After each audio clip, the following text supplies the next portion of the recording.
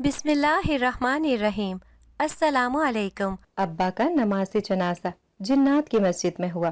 انتقال کے 3 دن بعد ہی رات 3 بجے دستک ہوئی اور رات کا اندھیرا بہت گہرا تھا۔ ہر طرف گہری خاموشی چھائی ہوئی تھی۔ میں گرمی کے باوجود کمرے میں ہی سو گئی تھی کہ آج کوئی بھی یہاں پر نہیں تھا۔ میری سہیلی نازیہ بھی آج مجھ سے معذرت کر کے اپنے گھر چلی گئی تھی، اور وہ بیچاری بھی کیا کرتی، 3 دن تک وہ میرے ساتھ رہی تھی، لیکن اب وہ ہمیشہ کے لیے تو میرا ساتھ نہیں دے سکتی تھی نا۔ اس کے والد بہت ناراض ہو رہے تھے اور وہ ان کے خلاف جا کر میرے ساتھ نہیں رہ سکتی تھی، اس لیے آج روتی آنکھوں کے ساتھ وہ مجھے الوداع کہہ کر اور صبح آنے کا وعدہ کر کے بھی چلی گئی تھی۔ اور کوئی تو یہاں پر کوئی رشتہ ناتا تھا ہی نہیں ہمارا۔ ننیالوں اور ددیالوں نے تو کب سے بابا کی غربت کی وجہ سے ہمیں اپنے حال پر چھوڑ دیا تھا، اس لیے بس میں ہی اکیلی پڑی کانپ رہی تھی۔ بار بار بابا کا خیال آتا، ان کی یاد مجھے بہت رلاتی تھی۔ بیتی ہوئی زندگی یاد آتی تو آنکھوں سے آنسو جھلک پڑتے تھے۔ میرا نام عزا ہے۔ میرے ابا ارباز علی ایک بہت ہی امیر اور زمیندار گھرانے سے تعلق رکھتے تھے۔ کالج میں پڑھتے ہوئے امی اور ابا کی ملاقات ہوئی تھی۔ امی ایک عام متوسط گھرانے سے تعلق رکھتی تھیں۔ ان کے ابو کی ایک چھوٹی سی دکان تھی جس سے وہ اپنا کنبا چلاتے تھے۔ ابا نے تو محبت میں کچھ بھی نہیں دیکھا تھا، لیکن ان کے گھر والوں نے اپنی آنکھوں پر محبت کی پٹی نہیں باندھی تھی۔ ابا کے والد یعنی میرے دادا جی نے انہیں شادی کرنے کے لیے تو اجازت دے دی تھی، مگر اس بات سے صاف انکار کر دیا تھا کہ وہ اپنے سے چھوٹے خاندان کے لوگوں کی دہلیز پر بیٹے کے لیے رشتے کے سوالی بن کر ہرگز نہیں جائیں گے۔ ان کے اس انکار پر ابا مجبور ہو کر اپنے ایک دوست کے ساتھ امی کا ہاتھ مانگنے گئے، لیکن میرے نانا اس بات پر سخت غصہ ہوئے۔ انہوں نے شدید ناراضگی کے عالم میں ابا سے کہا، برخوردار، اس میں کوئی شک نہیں کہ تم نیک بھی ہو اور شریف بھی، نہ ہی مجھے اس بات پر اعتراض ہے، میری بیٹی تمہیں پسند کرتی ہے، لیکن یہ شریفوں کا طرز عمل نہیں کہ تم اکیلے اپنے لیے رشتہ مانگنے چلے آئے ہو۔ ابا نے عاجزی سے کہا، چچا جان، میں مجبوری میں اکیلا آیا ہوں، میرے والدین نے رشتہ مانگنے کے لیے آنے سے انکار کر دیا ہے، اب آپ ہی بتائیں کہ میں اس صورتحال میں کیا کرتا۔ نانا جان اس بات پر اور خفا ہو گئے۔ انہوں نے کہا، بیٹے پھر تم کیوں کر چلے آئے؟ جب تمہارے خاندان والے میری بیٹی کو قبول نہیں کر رہے تو میں اس کی تمہارے سے شادی نہیں کر سکتا، کیونکہ ہم بھلے ہی غریب سہی لیکن بغیرت نہیں کہ ایسی جگہ بیٹی کا رشتہ کر دیں جہاں پر ہمیں اپنے سے کمتر سمجھا جاتا ہے۔ اگر لا سکتے ہو تو اپنے خاندان کے کسی بڑے کو لے آؤ، میں اسی وقت اپنی بیٹی کا نکاح کر کے اسے تمہارے ساتھ رخصت کر دوں گا، اور اگر نہیں لا سکتے تو اسے بھول جاؤ۔ نانا جان تو یہ کہہ کر چلے گئے، لیکن ابا اور امی پر تو قیامت گزر گئی۔ ملن کی جو تھوڑی بہت امید باقی تھی وہ بھی ختم ہو گئی۔ ابا خالی ہاتھ سر کھجائے واپس لوٹ آئے، لیکن انہوں نے حوصلہ نہیں ہارا۔ اس کے بعد بھی وہ تقریباً 8 مہینے تک نانا جان اور اپنے والدین کی منتیں کرتے رہے۔ امی بھی اپنی والدہ کے ذریعے اپنے والد سے ابا کی سفارش کرواتی رہیں، لیکن سب کوششیں بے نتیجہ رہیں۔ ابا کے زور زور آنے جانے کی وجہ سے امی کے دوسرے خاندان والوں کو بھی اس بات کی بھنک پڑ گئی۔ انہوں نے نانا جان کو تانے دینے شروع کر دیے کہ ان کی بیٹی کا عاشق دن دہاڑے ان سے ملنے آتا ہے اور وہ کچھ نہیں کر پاتے۔ نانا جان نے ان کے الزام کی سختی سے تردید کرتے ہوئے ابا کو سخت اور دو ٹوک الفاظ میں آنے جانے سے روک کر امی کا رشتہ اپنے دوست کے بیٹے سے طے کر دیا۔ امی اور ابا یہ سب برداشت نہ کر سکے اور امی کی ہی ایک سہیلی کی مدد سے وہ گھر سے بھاگ گئے اور نکاح کر لیا۔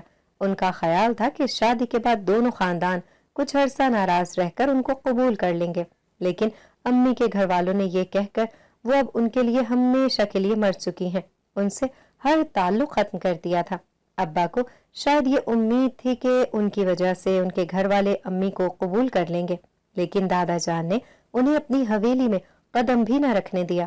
وہ ابا کو تو اپنے گھر میں جانے دینے کے لیے تیار تھے، لیکن امی کا وجود برداشت نہیں کر پا رہے تھے۔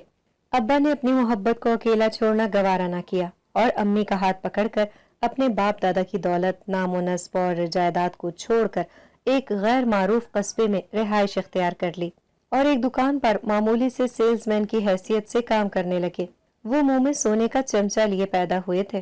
یہ سخت حالات ان پر کسی ابتلا کی طرح گزرے تھے، لیکن امی کی محبت کے سہارے ان سب مصیبتوں کا مقابلہ کیا اور ہر آزمائش سے سر بلند اور سرخ رو ہو کر گزرے۔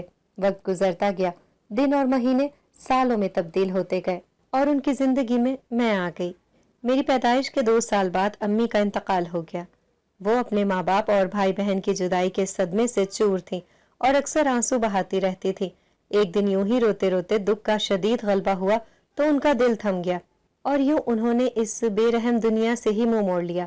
امی کے انتقال کے بعد ابا نے مجھے ماں اور باپ دونوں بن کر پالا تھا۔ میری ہر چھوٹی سے چھوٹی اور بڑی سے بڑی فرمائش کو پورا کرنے کے لیے وہ دن رات محنت کرتے تھے۔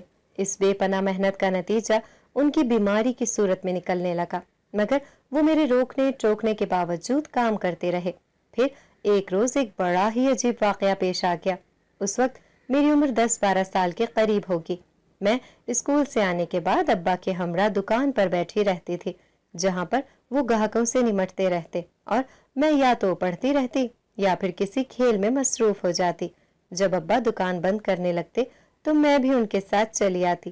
اس دن موسم خاصا خراب تھا، آسمان پر بادلوں کی چادر تنی ہوئی تھی۔ تھوڑی دیر بعد ہوا تیز ہونے لگی اور ساتھ ہی بجلیاں بھی کڑکنے لگیں۔ ابا کی دکان قصبے کے دوسرے سرے پر تھی، جہاں جنگل قریب پڑتا تھا۔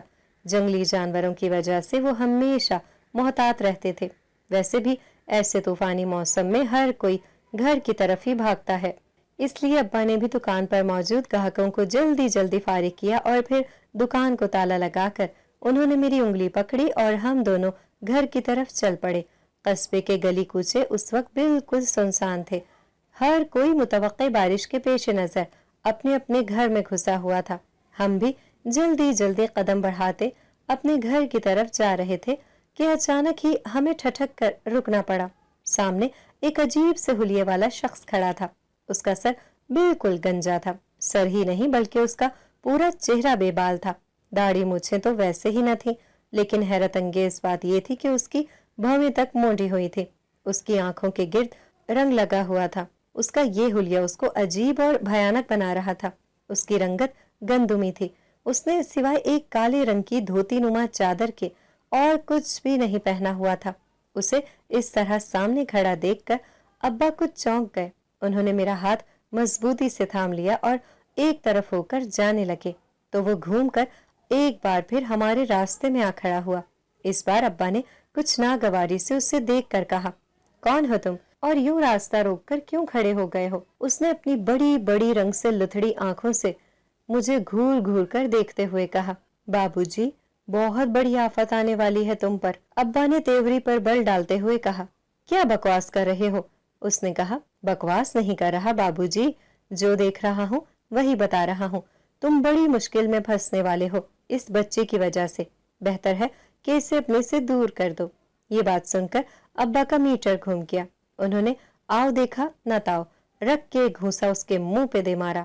وہ ہٹا کٹا سانڈ جیسا تھا، لیکن ابا کے زوردار مکے کے نتیجے میں لڑکھڑا کر کئی قدم پیچھے ہٹ گیا۔ ابا نے غصے سے آگے بڑھ کر اس کو گردن سے پکڑا اور بولے، خبردار جو دوبارہ کبھی تو نے راستے میں آنے کی جرت کی، مار مار کر حشر بگاڑ دوں گا تیرا۔ یہ میری بیٹی ہے اور اس کے لیے کوئی بھی ایسی ویسی بات برداشت نہیں کروں گا۔ اس نے ایک جھٹکے سے گردن چھڑائی اور بابا کی طرف دیکھ کر غرایا، یہ مکہ میں ہمیشہ یاد رکھوں گا ارباز علی، میں تو تیرے بھلے کے لیے تجھے یہ بتانے آیا تھا، لیکن اب تو خود کو بچا سکے گا یا نہیں یہ زمانہ دیکھے گا۔ وہ بڑھ کے مارتا ہوا ایک طرف چل دیا تو ابا نے بھی مجھے بازو سے پکڑا اور گھر کی طرف چل دیے۔ میں یہ سب دیکھ کر بری طرح سہم گئی تھی۔ ابا نے یہ بات محسوس کر لی تھی، اس لیے وہ مجھ سے ادھر ادھر کی باتیں کرنے لگے۔ میں نے ان سے پوچھا، ابا یہ کون تھا؟ انہوں نے کہا، پتہ نہیں بیٹا، کوئی نشئی وشئی ہوگا، ایسے لوگ صرف اوٹ پٹانگ باتیں کر کے اپنے پیسے بنانے کے چکر میں رہتے ہیں، ان کی کسی بات میں حقیقت نہیں ہوتی۔ لیکن یہ ابا کی غلط فہمی تھی، نہ ہی وہ شخص مانگنے والا تھا اور نہ ہی اس کی کوئی کہی گئی بات غلط تھی۔ ابا نے تو اس بات پر بھی غور نہیں کیا تھا کہ وہ ان سے پہلے کبھی نہ ملنے کے باوجود ان کا نام کیسے جانتا تھا۔ بہرحال ہم گھر کی طرف روانہ ہو گئے۔ وقت گزرتا رہا، میں اب 19 سال کی ہو چکی تھی۔ इस दौरान मेरे बाबा अक्सर बीमार और परेशान रहने लगे थे। इसके अलावा उन सब सालों में जब भी चांद की 14वीं तारीख होती तो घर में सांप की सी फनकारें सुनाई देने लगती थी। कई बार तो मैंने भी सांप देखा था। वो सुनहरे रंग का था और उसके जिस्म पर छोटे छोटे रंगीन धब्बे थे, जैसे किसी ने उसके जिस्म पर बड़े ही खूबसूरत पत्थर लगा दिए हों। खास तौर पर उसके सर पर तो एक नीले रंग का उभरा हुआ धब्बा था, जैसे उसने नीले रंग का ताज पहन रखा हो।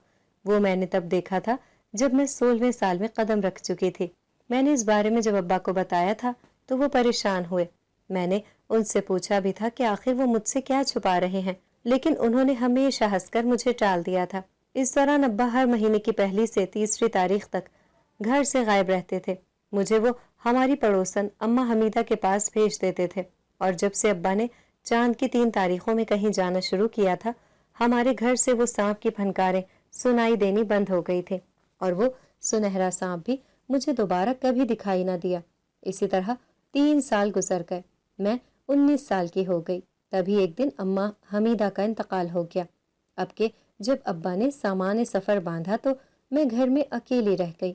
मेरा दिल चाह रहा था कि अब्बा को जाने से रोक दूं, लेकिन मुझे मालूम था कि वो नहीं रुकेंगे, इसलिए मैं खामोश रही।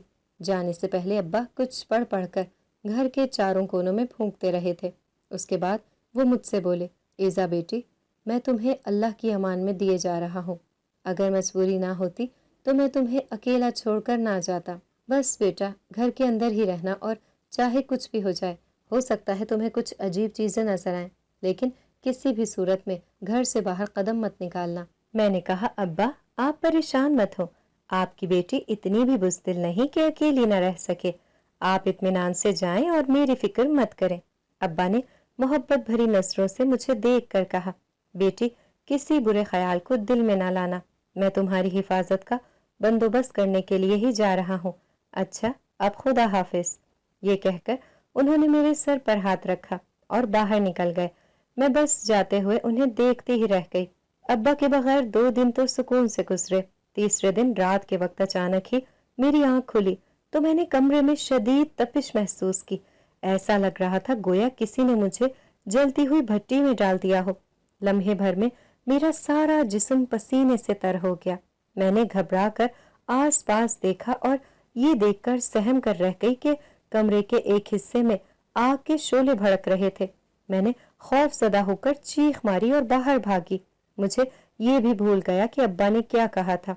दहशत के आलम में मैंने घर की दहलीज पार कर ली और सामने देखकर मेरा ऊपर का सांस ऊपर और नीचे का नीचे रह गया। दरवाजे के ऐन सामने चंद फुट के फासले पर कोई अजीब सी चीज खड़ी थी। मुझे समझ नहीं आया कि वो क्या था, क्योंकि वो सर से पैर तक घने स्याह बालों से ढका हुआ था। बस उसकी दहकते अंगारों जैसी सुर्ख आंखें नजर आ रही थी, जिनमें शायद दुनिया भर की वहशत और सफाकी सिमट आई थी। मुझे देखकर उसने बड़ी अजीब सी आवाज निकाली जो कहकह जैसी लगी। वो मेरी तरफ बढ़ा, तब मुझे अब्बा की आवाज सुनाई दी, इज़ा घर में घुस जाओ, जल्दी करो वरना वो तुम्हें मार डालेगा। मैं खौफ से बेहोश होने के करीब थी, लेकिन अब्बा की आवाज सुनते ही मैं चौंक उठी और उल्टे पैरों घर के अंदर छलांग लगाई। वो तो शुक्र है मैं दरवाजे के बिल्कुल सामने खड़ी थी, वरना तो शायद वो अजीबो गरीब मखलूक आसानी से मुझ पर झपट पड़ती। पीछे हटते हुए मुझे ठोकर लगी और मैं पीठ के बल अंदर जा गिरी। वो बालों भरा वजूद खुर्राता हुआ दहलीज पर खड़ा हो गया, जैसे उसे रास्ता ना मिल रहा हो। मैं खौफ से थर थर कांपती उसे देखती रह गई। वो थोड़ी देर तक खुले दरवाजे में खड़ा खून ख्वार नजरों से मुझे देखता रहा, फिर एकदम से गायब हो गया। मैंने बमुश्किल उठकर कुंडी लगाई। उसे देखकर मैं वक्ती तौर पर आग को भूल गई थी और दौड़ती हुई कमरे में घुस गई। दरवाजा अच्छी तरह बंद करने के बाद मुझे याद आया कि मैं कमरे से बल्कि घर से क्यों निकली थी। याद आते ही मैंने घबरा कर सामने देखा, लेकिन ये देखकर हैरान रह गई कि उस वक्त वहां आग के शोले तो दूर की बात, कोई चिंगारी भी नजर न आ रही थी। मैं गुमसुम से उस तरफ देखने लगी। अभी तो पूरा कमरा तंदूर बना हुआ था। आग के शोले छत तक जाते नजर आ रहे थे। और अब या अल्लाह, ये क्या माजरा है। और फिर अब्बा की आवाज सुनाई दी थी। वो खुद नहीं आए थे। इसकी क्या वजह थी? सोच सोच कर सर में दर्द होने लगा था, मगर कुछ समझ न आया। تو میں نے تھک کر چارپائی پر لیٹ جانے میں ہی عافیت سمجھی۔ تھوڑی دیر بعد مجھے نیند آ گئی تو پھر صبح فجر کی اذان پر ہی کھلی۔ نماز پڑھ کر فارغ ہوئی ہی تھی کہ دروازے پر زوردار دستک ہوئی۔ میں ہڑبڑا کر اٹھ بیٹھی۔ رات والے واقعے کے بعد دروازہ کھولنے سے ڈر لگ رہا تھا، لیکن دوسرے ہی لمحے ابا کی آواز سنائی دی، ایزا بیٹی میں ہوں، ڈرو مت۔ میرے چاروں طرف گویا ٹھنڈی چھاؤں بکھر گئی۔ سکون کا سانس لیتے ہوئے میں نے دروازہ کھول دیا۔ ابا جلدی سے اندر آئے تو میں ان کے بازو سے لپٹ گئی۔ وہ میرا سر تھپکتے رہے، پھر مجھے غور سے دیکھتے ہوئے بولے، تم ٹھیک ہو نا؟ میں نے اسبات میں سر ہلاتے ہوئے کہا، جی ہاں ابا میں ٹھیک ہوں، لیکن رات کو… ابا نے میری بات کاٹتے ہوئے کہا، مجھے معلوم ہے بیٹا، اسی لیے میں نے تم سے کہا تھا کہ باہر مت نکلنا۔ پھر تم کیوں نکلی تھی، وہ بھی آدھی رات کے وقت؟ میں نے کہا، ابا میں رات کو اچانک ہی جاگی تو کمرے میں آگ بھڑکتی ہوئی دیکھی، اس لیے میں ڈر کر باہر بھاگی تھی، لیکن جب دوبارہ اندر گئی تو آگ کا نشان بھی نہیں تھا۔ ابا نے چارپائی پر بیٹھتے ہوئے کہا، وہ صرف فریب نظر تھا، وہ کسی طرح تمہیں باہر نکالنا چاہتے تھے۔ میں نے چونک کر پوچھا، وہ کون ابا؟ کس کی بات کر رہے ہیں آپ؟ ابا اچانک ہی چپ ہو گئے، تھوڑی دیر بعد بولے، بیٹی اپنا سامان سمیٹ لو، ہمیں اب اس گھر سے جانا ہوگا، اب ہم یہاں نہیں رہ سکتے۔ میں نے پوچھا، لیکن کیوں ابا؟ ہم اپنا گھر چھوڑ کر کہاں جائیں گے؟ انہوں نے کہا، بیٹی مجبوری ہے، میں تمہیں اس بارے میں سب کچھ بتا دوں گا، لیکن ابھی نہیں، بلکہ کسی محفوظ مقام پر پہنچنے کے بعد، اس لیے اپنا تھوڑا سا ضروری سامان لے لو، ہمیں جتنی جلدی ہو سکے یہاں سے نکلنا ہے۔ ان کی ہدایت پر میں اٹھی اور 2 جوڑے کپڑے اور گھر میں موجود نقدی وغیرہ لے کر ایک چھوٹے سے بیگ میں ڈال لی۔ ناشتہ کر کے میں اور ابا جانے کے لیے تیار ہو گئے۔ ابا نے گھر کو بند کر کے تالا لگایا اور ہم دونوں ایک طرف چل پڑے۔ ابا مجھے پیدل ہی ایک طرف لیے جا رہے تھے۔ تھوڑی دیر کے بعد ہم جنگل میں داخل ہو گئے۔ کافی دور تک چلنے کے بعد ابا ایک چوڑی پگڈنڈی پر چلنے لگے۔ تھوڑی دیر بعد ایک بیل گاڑی نظر آئی۔ ابا نے اس کے قریب جا کر آہستہ آواز میں اس سے کچھ کہا اور جیب سے چند پیسے نکال کر اس کے ہاتھ پر رکھ دیے۔ اس کے بعد مجھے لے کر بیل گاڑی پر سوار ہو گئے۔ وہ ہمیں نہ جانے کہاں سے کہاں گھماتا ہوا وہاں سے کافی دور لے آیا۔ ابا نے ایک جنگل کے قریب پہنچ کر بیل گاڑی والے کو اور مجھے اپنے پیچھے آنے کا اشارہ کر کے آگے چلنے لگے۔ اس بار ہمیں زیادہ دور نہیں جانا پڑا۔ تھوڑی دیر بعد ہی جنگل میں ہی ایک کھلی جگہ پر پہنچ گئے جہاں پر ایک پرانی سی مسجد بنی ہوئی تھی۔ وہی قریب ہی ایک جھونپڑی موجود تھی۔ ابا مجھے وہاں لے گئے اور جھونپڑی میں موجود ایک خستہ سے بستر پر جا کر گر پڑے۔ میں بھی بہت تھک گئی تھی، اس لیے دوسرے بستر پر بیٹھ گئی۔ تھوڑی دیر بعد ابا کی کراہیں سنی تو گھبرا کر اٹھی اور ابا کے پاس بیٹھ کر پوچھا، ابا کیا بات ہے؟ آپ گھبرا کیوں رہے ہیں؟ ابا کا سارا جسم پسینے سے بھیگا ہوا تھا اور چہرہ تکلیف کی شدت سے سرخ ہو رہا تھا۔ میں نے ان کی پیشانی پر ہاتھ رکھا تھا تو وہ بخار کی شدت سے تپ رہی تھی۔ ابا نے کانپتی آواز میں کہا، بیٹی میں اب بس گھڑی 2 گھڑی کا مہمان ہوں، جب تک تمہاری حفاظت کر سکا کرتا رہا، لیکن اب میرا وقت پورا ہو چکا۔ تجھے وہ شخص یاد ہے نا جو تیرے بچپن میں ہمیں راستے میں ملا تھا؟ میں نے اسبات میں سر ہلایا تو وہ بولے، بیٹی جان لو کہ وہ شخص تمہارا دشمن ہے، وہ کسی بھی روپ میں آ کر تمہیں کتنے ہی سہانے سپنے کیوں نہ دکھائے، کسی بھی صورت میں اس کی باتوں پر اعتبار مت کرنا۔ اس پوٹلی میں میری ایک ڈائری بھی ہے جس میں میں نے سب کچھ لکھ دیا ہے، اسے ضرور پڑھ لینا اور جیسا اس میں لکھا ہے ویسا ہی کرنا۔ ابا شاید مزید بھی کچھ کہنا چاہتے تھے مگر زندگی نے مہلت نہ دی، سانسیں تھمی تو زبان بھی رک گئی۔ میں ابا کی لاش سے لپٹ لپٹ کر رونے لگی۔ تھوڑی دیر بعد جھونپڑی میں 4 قداور مرد آئے۔ میں اتنی دکھی تھی کہ میں نے ان سے پوچھا بھی نہیں کہ وہ کون ہیں اور بابا کی لاش کو کہاں لے کر جا رہے ہیں، بس خاموشی سے ان کے ساتھ ساتھ چلی جا رہی تھی۔ ایک جگہ بابا کی لاش رکھ کر انہوں نے مجھے ایک طرف بیٹھ جانے کا حکم دیا۔ میں چپ چاپ بیٹھ گئی۔ تھوڑی دیر بعد وہ غسل دے کر کفن میں لپیٹ کر میرے سامنے لے آئے۔ میں نے ان کا آخری دیدار کیا اور اس کے بعد وہ چاروں ابا کی لاش کو اس پرانی سی مسجد کی طرف لے جانے لگے۔ وہاں چارپائی پر رکھ کر انہوں نے جنازہ پڑھنا شروع کر دیا۔ وہ بظاہر مجھے 4 ہی نظر آ رہے تھے، لیکن ایسا محسوس ہو رہا تھا جیسے وہاں پر بہت سے لوگ موجود ہیں۔ لباس کی سرسراہٹیں، لوگوں کے ادھر ادھر ہونے کی آہٹیں اور دھیمی دھیمی سرگوشیاں جیسی آوازیں سن کر میں بہت خوفزدہ ہوئی تھی۔ بہرحال میں نے خود پر قابو رکھا اور اپنے خوف کا اظہار نہ ہونے دیا۔ نماز جنازہ کے بعد انہوں نے بابا کو مسجد کے عقب میں واقع ایک قبرستان میں دفن کر دیا۔ اس میں بڑی بڑی اور لمبی سی قبریں تھیں۔ دفن کے بعد ان کی قبر پر خود بخود مٹی پڑنے لگی۔ میں نے بمشکل اپنے منہ پر ہاتھ رکھ کر اپنی چیخ روکی۔ دفن کے بعد ان میں سے 3 تو غائب ہو گئے، البتہ چوتھا ایک طرف ہٹ کر سر جھکائے ہوئے کھڑا ہو گیا۔ میں تھوڑی دیر تک قبر کے پاس بیٹھی رہی، پھر اٹھ کر اس جھونپڑی میں آ گئی۔ میں اب یہاں سے فوراً نکل جانا چاہتی تھی کہ اس پراسرار اور خوفناک ماحول میں میرا خون خشک ہوا جا رہا تھا۔ چند قدم چلنے کے بعد میں ٹھٹک کر رک گئی۔ میرے سامنے وہی شخص کھڑا تھا، لیکن عجیب بات تھی کہ اب اس کا قد نارمل ہو چکا تھا۔ وہ یوں سامنے آیا تھا گویا پلک جھپکتے میں ہی زمین سے اگایا ہو۔ میں پریشان ہو کر اسے دیکھنے لگی۔ اس شخص نے نظریں جھکائے ہوئے کہا، بی بی کہاں جا رہی ہیں آپ؟ میں نے مضبوط لہجے میں کہا، اپنے گھر جا رہی ہوں۔ وہ بولا، بی بی وہاں خطرہ ہے، یہ جگہ محفوظ ہے، آپ یہاں سے مت جائیے۔ میں نے جھنجھلا کر کہا، میں نے تم سے مشورہ نہیں مانگا، ہٹو سامنے سے۔ وہ بولا، کیسے ہٹ جاؤں؟ استاد جی نے آپ کی حفاظت کا ذمہ مجھے دیا تھا، میں جان بوجھ کر آپ کو خطرے میں نہیں دھکیل سکتا۔ خدا کے لیے میری بات مان لیں، وہ جگہ ہمارے دائرہ اختیار سے دور ہے، اس لیے وہاں اسی کا سکہ چلے گا، یہاں پر ہی رہیں، آپ کو کسی چیز کی کمی محسوس نہیں ہونے دی جائے گی۔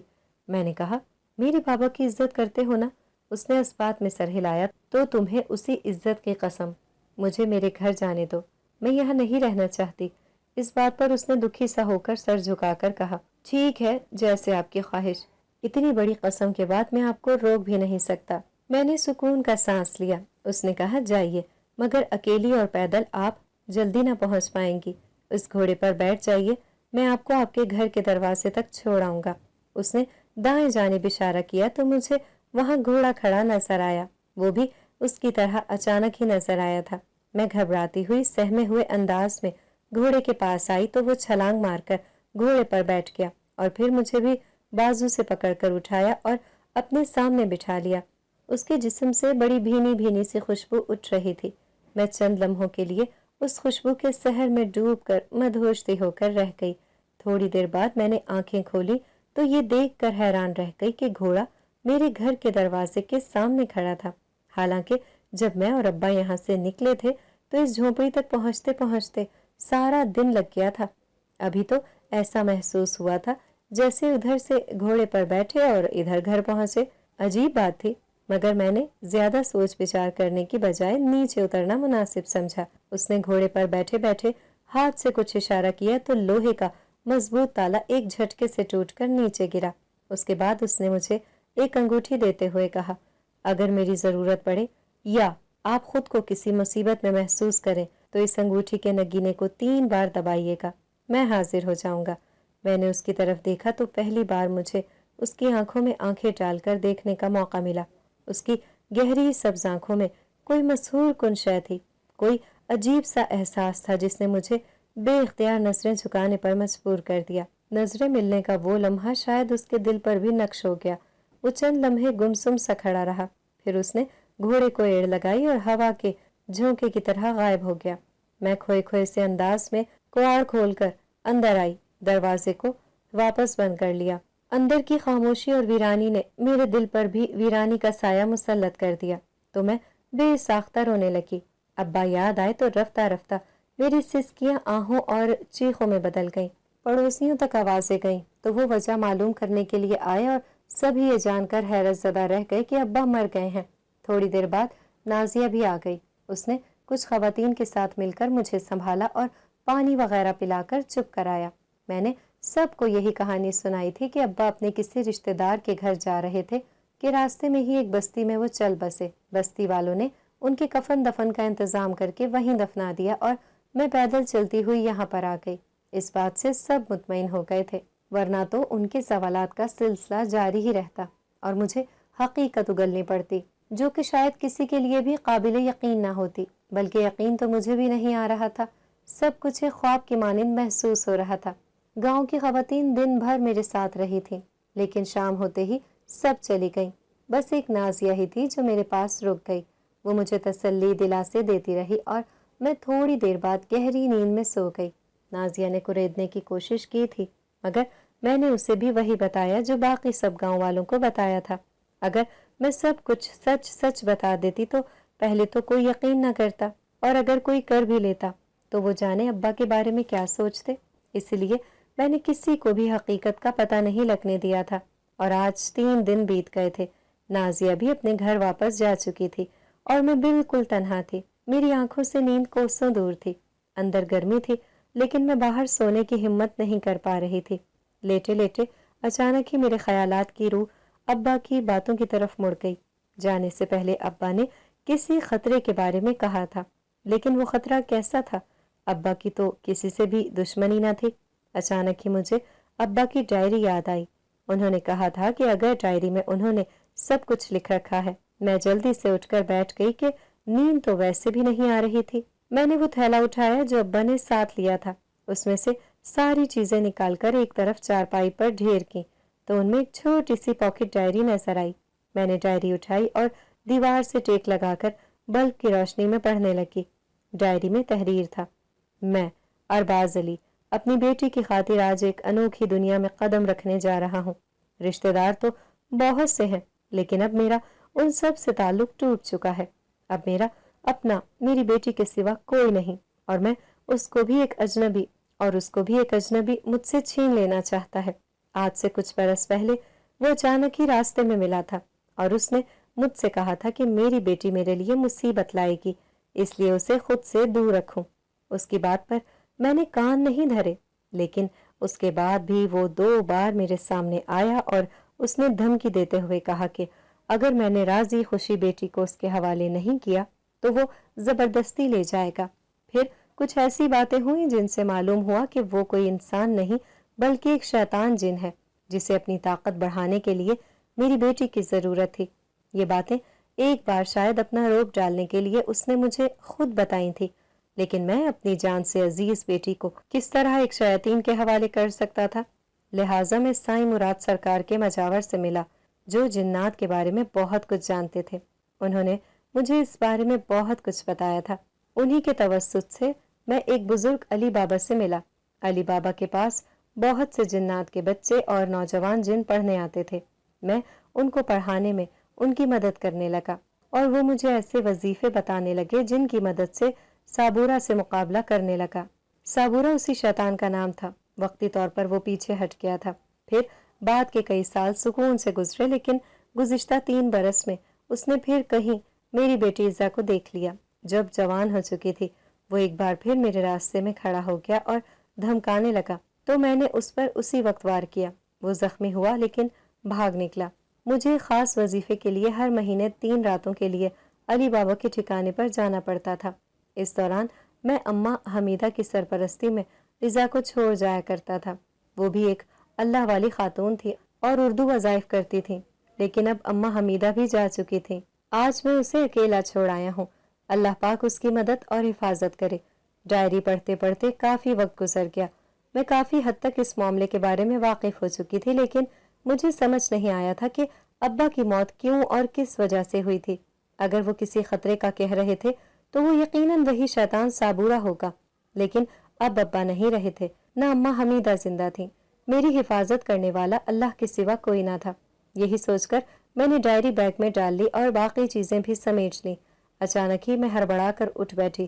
دروازے پر زوردار دستک ہوئی تھی۔ میں نے وقت دیکھا، رات کے 3 بج رہے تھے۔ اس وقت کون آ گیا؟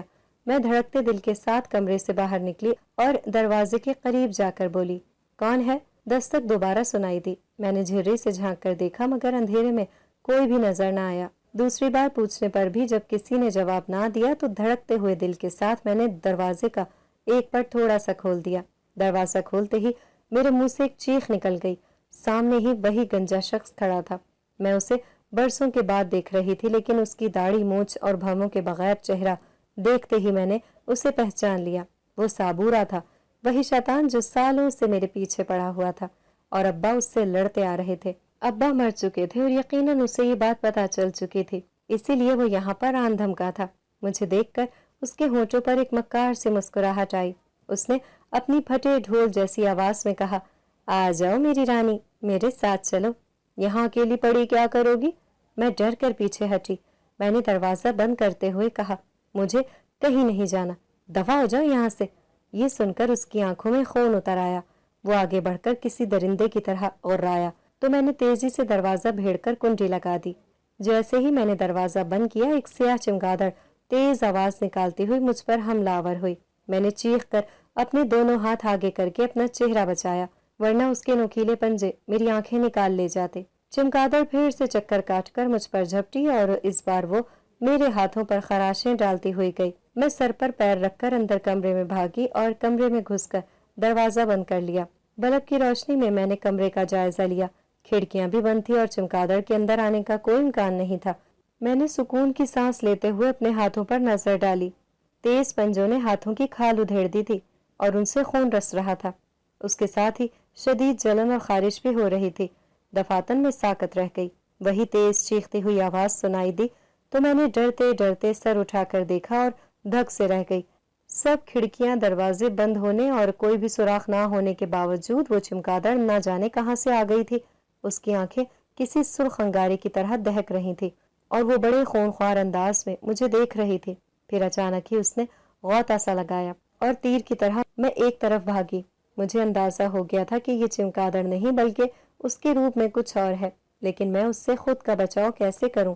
اچانک ہی مجھے اس پر اسرار شخص کی کہی بات یاد آ گئی، اگر میری ضرورت پڑے یا آپ خود کو کسی مصیبت میں محسوس کریں تو اس انگوٹھی کے نگینے کو 3 بار دبائیے گا، میں حاضر ہو جاؤں گا۔ انگوٹھی کہاں ہے؟ میں نے ادھر ادھر دیکھتے ہوئے سوچا اور پھر وہ مجھے نظر آ گئی۔ وہ اسی بیگ کی دوسری چیزوں کے ساتھ چارپائی پر پڑی تھی۔ میں گرتے پڑتے اس تک پہنچی اور اسے مٹھی میں دبا کر نگینے کو 3 بار دباتے ہوئے کہا، روحان سی آواز میں دعا مانگی، یا اللہ اسے میری مدد کے لیے بھیج دے۔ میں دوڑ دوڑ کر تھک گئی تھی اور بے خود ہو کر نیچے گر پڑی۔ چمگادڑ اب میرے اوپر چکر کاٹ رہی تھی۔ یکایک اس کی شکل تبدیل ہوئی۔ باقی جسم چمگادڑ کا ہی رہا مگر چہرہ وہی تھا، سابورا کا بے بال کے چہرہ۔ میں خوف اور تھکن سے سن ہو چکی تھی۔ مجھے بے بس دیکھ کر اس نے مکرو آواز میں قہقہا لگایا اور ہوا میں ہی معلق ہو کر دلچسپی سے مجھے دیکھنے لگا۔ مجھے اپنی موت کا یقین ہو گیا تھا جب اچانک ہی کمرے میں سفید دھواں بھرنے لگا۔ دھواں کسی انسانی عکس کی طرح تھا، جیسے کوئی دھوئیں سے بنا ٹھوس انسانی جسم ہو، اور یہ دھواں نما انسان ایک نہیں بلکہ بہت سے تھے۔ انہیں دیکھ کر سابورا کے چہرے پر گھبراہٹ کے آثار نظر آئے۔ انہوں نے اس کے گرد گھیرا ڈالنا شروع کیا تو وہ پریشانی سے ادھر ادھر منڈلانے لگا۔ پھر اچانک ہی پٹاخے کی سی آواز آئی اور وہ ایک دیوار کے قریب جا کر غائب ہو گیا۔ اس کے جاتے ہی وہ سب بھی دھواں بن کر ہوا میں تحلیل ہو گئے۔ بس ان میں سے ایک مکمل انسانی شکل میں تبدیل ہو گیا۔ وہ وہی تھا جو مجھے گھوڑے پر بٹھا کر یہاں چھوڑ گیا تھا۔ میرے قریب پہنچ کر اس نے دونوں ہاتھوں میں میرا چہرہ تھامتے ہوئے آواز دیتے ہوئے کہا، ایزا تم ٹھیک ہو نا؟ میں چند لمحے تک تو خالی نظروں سے اسے تکتی رہی، پھر اچانک ہی اس سے لپٹ کر بری طرح رونے لگی۔ وہ میرا سر تھپک کر بولا، ایزا یہ وقت رونے کا نہیں، میں نے کہا تھا نا کہ یہاں خطرہ ہے۔ اب اس گھر کے گرد وہ حصار قائم نہیں رہا، ہمیں جلد از جلد یہاں سے نکل چلنا ہوگا، اس سے پہلے کہ وہ اپنے ساتھ اپنے جیسوں کی فوج لے آئے۔ میں اپنی بے اختیاری پر شرمندہ سی ہو کر اس سے الگ ہوئی۔ اس نے میرے آنسو پوंچھتے ہوئے کہا، اپنا بیگ اور اس میں موجود چیزیں لے لو، آگے کام آئیں گی۔ میں نے جلدی سارا کچھ سمیٹ کر بیگ میں ڈالا تو اس نے میرے ہاتھ اپنے ہاتھوں میں تھام لیے۔ ہاتھ تھامتے ہی مجھے زور سے چکر آیا اور میں نے ایسا محسوس کیا میں ہوا کے سنگ اڑ رہی ہوں اور مجھ پر گویا تھوڑی دیر کے لیے غشی سی چھا گئی۔ تھوڑی دیر بعد میرے حواس ٹھکانے آئے تو میں اسی جگہ کھڑی تھی۔ وہ جھونپڑی اور پرانی مسجد تھی۔ مجھے لانے والا اجنبی میرے ہاتھ تھامے کھڑا تھا۔ میں نے شرماتے ہوئے گھبرا کر اپنا ہاتھ چھڑا دیا۔ وہ بولا، اس جگہ تم بالکل محفوظ ہو، وہ یہاں نہیں آ سکتا۔ میں نے سر ہلاتے ہوئے اپنے ہاتھوں پر نظر ڈالی۔ خراشیں اب سیاہ زخموں میں بدل چکی تھیں اور ان میں خارش کے ساتھ ساتھ درد بھی ہو رہا تھا۔ مجھے تکلیف میں مبتلا دیکھ کر اس نے مجھے بستر پر بٹھا کر نہ جانے کہاں سے ایک چھوٹی سی ڈبیا نکالی جس میں مٹیالے سے رنگ کی کوئی مرہم جیسی چیز موجود تھی۔ اس نے وہ میرے زخموں پر لگائی تو مجھے بہت آرام محسوس ہوا۔ میں نے اسے ممنون نگاہوں سے دیکھتے ہوئے کہا، تمہارا بہت شکریہ، اگر تم مجھے بچانے نہ آتے تو وہ شیطان جانے کیا کرتا میرے ساتھ۔ وہ نرمی سے مسکرا کر بولا، میں نے تم پر کوئی احسان نہیں کیا، تمہارے والد میرے استاد تھے اور اس وجہ سے تمہاری حفاظت کرنا مجھ پر فرض ہے۔ اس نے اپنی سبز آنکھوں سے مجھے دیکھا تو میں نے بے ساختہ آنکھیں چرا لیں۔ اس سے نظریں ملتے ہی یہ جاننے کے باوجود کہ وہ انسان نہیں، دل دھک دھک کرنے لگتا تھا۔ میں نے کہا، تم نے مجھے اپنا نام نہیں بتایا۔ اس نے کہا، میرا نام سیفون ہے۔ میں نے پوچھا، سیفون؟ میں نے ابا کی ڈائری پڑھی ہے اور اس سے مجھے ان کے بارے میں کافی کچھ معلوم ہوا ہے۔ ان کی ان سرگرمیوں کے بارے میں کچھ نہیں جانتی تھی، نہ ہی انہوں نے کبھی مجھ سے اس بارے میں بات کی، اس لیے مجھے اندازہ ہی نہیں ہوا کہ صابورہ کس شیطان کا نام ہے، لیکن اب بھی میں اس کے بارے میں بہت کچھ نہیں جانتی۔ کیا تم مجھے بتاؤ گی کہ وہ میرے پیچھے کیوں پڑا ہوا ہے اور کیا چاہتا ہے مجھ سے؟ سیفون نے گہری سانس لیتے ہوئے جھونپڑی کی دیوار سے ٹیک لگائی اور کہنے لگا، صابورہ دراصل ایک بدنیت جن ہے، وہ صرف طاقت کا بھوکا ہے۔ ہم جنات بھی تمہاری ہی طرح کسی نہ کسی مذہب کے پیروکار ہوتے ہیں، مگر اس صابورہ کا کوئی مذہب نہیں۔ وہ شیطان کا بت بنا کر اس کی پوجا کرتا ہے اور جن جن چیزوں سے شیطان خوش ہوتا ہے وہی کرنے کو ترجیح دیتا ہے، جس میں سے انسانوں کو تکلیف پہنچانا سر فہرست ہے۔ وہ پورے چاند کی راتوں میں پیدا ہونے والی انسانوں کی عورتوں کو شیطان کے معبد لے جا کر بے آبرو کرتا ہے اور پھر ان کی بھیٹ چڑھا دیتا ہے۔ تمہارے پیچھے بھی وہ اسی لیے پڑا ہے کہ تم نے پورے چاند کی رات کو جنم لیا ہے، لیکن وہ صرف 17 برس کی کنواری لڑکی کی ہی بھیٹ دے سکتا ہے۔ اسی لیے وہ بچپن سے ہی تمہارے پیچھے پڑا ہوا ہے تاکہ تم کسی اور کی نہ ہو سکو۔ تمہارے ابا تمہیں اس سے بچانے کی کوشش کرتے رہے اور جب اسے ختم کرنے کے لیے وہ آخری وظیفہ کر رہے تھے تو اس شیطان نے انہیں روکنے کی ہر کوشش کرنے کے بعد تمہارے گھر کا رخ کیا۔ اس نے تمہیں فریب دے کر باہر نکلنے پر مجبور کر دیا کیونکہ تمہارے گھر کے گرد حصار کی وجہ سے وہ اندر نہیں جا سکتا تھا۔ وظیفے کے دوران بولنا منع تھا، ورنہ وظیفہ کرنے والے کی جان کے لالے بھی پڑ سکتے تھے، اور یہی ہوا۔ تمہارے ابا نے تمہیں اس کے سامنے دیکھ کر مجبوراً تم سے اندر جانے کو کہہ دیا اور ان کا عمل ناکارہ ہو گیا۔ ان کے سارے جسم پر آبلے پڑ گئے اور بمشکل تمہیں گھر سے لانے کے بعد انتقال کر گئے۔ میں دکھی سی سنتی رہی۔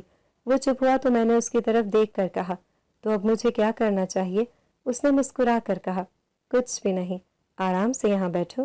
علی بابا کے ایک اور شاگرد شاہ احمد اسے ختم کرنے کے لیے وظیفہ کر رہے ہیں، جلد ہی وہ ختم ہو جائے گا اور پھر تم سکون سے اپنے گھر میں رہ سکو گی۔ اس کی بات صحیح ثابت ہوئی۔ اگلے 14 دن کے جان لیوا انتظار کے بعد شاہ احمد کا وظیفہ مکمل ہو گیا اور صابورہ اپنی تمام تر شیطانیت کے ساتھ نابود ہو گیا۔ میں سیفون سے اور وہ مجھ سے محبت کرنے لگا تھا، اس لیے شاہ احمد نے ہمارا نکاح پڑھا دیا۔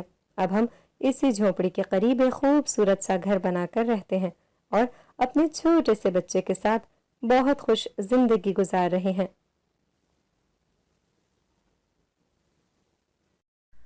اگر آپ کو ہماری آج کی کہانی پسند آئی ہے تو اسے لائک کریں، شیئر کریں اور چینل کو سبسکرائب کرنا مت بھولیے گا تاکہ آپ کو ہر نئی آنے والی ویڈیو کا نوٹیفیکیشن بر وقت ملتا رہے۔